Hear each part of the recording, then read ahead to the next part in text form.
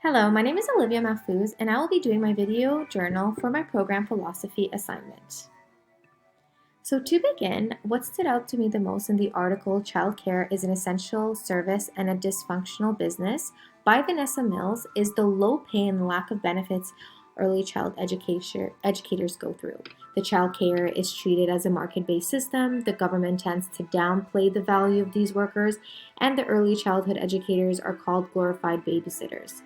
Now, what is highlighted in yellow is my main examples, and what is highlighted in blue are the references that stood out to me in the chart that you will see in the future slides.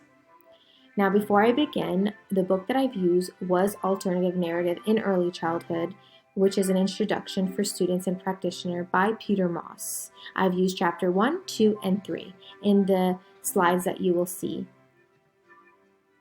Now, before I show you the example charts, I just want to tell you the difference between positivism and post-foundationalism. So positivism is the capable of changes, and post-foundationalism is the rejection by the action in the authorities. Now, for my example 1, there was the low pay and lack of benefits. There is poor pay and not enough condition applied to the employees. Employees meaning early childhood educators. This would define as a positivism because early childhood educators are working so much and not any increase in pay, and they do not have any benefits that they don't get 100% on covered, which means some of them don't even have pension plan. In chapter 3 in page 59, Moss describes how ECEs are not having proper treatment when it comes to their benefits or their pay. From experience, we are not well known, but hopefully in the near future, due to the pandemic that occurred, early childhood educators will have better pay and will have better benefits because they are now considered essential workers. Example 2, childcare is treated as a market-based system. Parents choose the childcare setting and not the background of the kind of early child educators that are working in the childcare. The environment, the location, the routine is what parents look for, which makes it market-based and becomes positivism. In chapter 1, page 8, Moss describes how daycare are very competitive for parents due to the quality that the parents look for and not the value early childhood educators are. With background experience, I found that early childhood education parents don't really look at who the child is working with, rather than they look at the toys, the environment, the routines, and mostly the child will learn through the early childhood educator. However, early child educators is what makes the daycare special because the love that they have for their children. But the parents, when they choose the daycares, they don't see it that way. And in page 58, the value and practice early childhood educators have upon the child care is not yet seen for the parents. Now, my example 3 would be that government tends to downplay the value of the early childhood educators. Early childhood educators are not the priority for the government to change, and daycare workers, even after the pandemic, were essential workers. This would be a post-foundationalism challenge because rather than focusing on the quality, we focus on the quantity of the child care setting.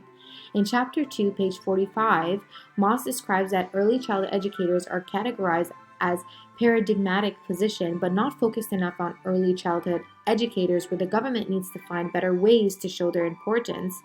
But also in chapter 3, page 58, early childhood educators understand ethics, and the government should see that because it would help understand the quality that the early childhood education put into the field. From experience, I find that it's very important that in the futures, early childhood educators are the ones that will lead the children because of their educational background, degrees, diplomas, masters, PhD, and having all this educational background should be an opportunity to say that this is a career. This is a field that they want to stay in, and they have more importance. Now, lastly, the last example I would put out there is early childhood educators are glorified babysitters. It's sad to see that the surroundings is that's what people see, and they assume that the job is babysitting rather than the educational background provided for their children when it comes to cognitive, social, physical, emotional. and how it's the early child educators that is growing to their learning experience and not babysitting. This would be a post-foundation challenge because the view is not just early childhood educators or babysitters, but should be a career that helps the early childhood achievement for their future.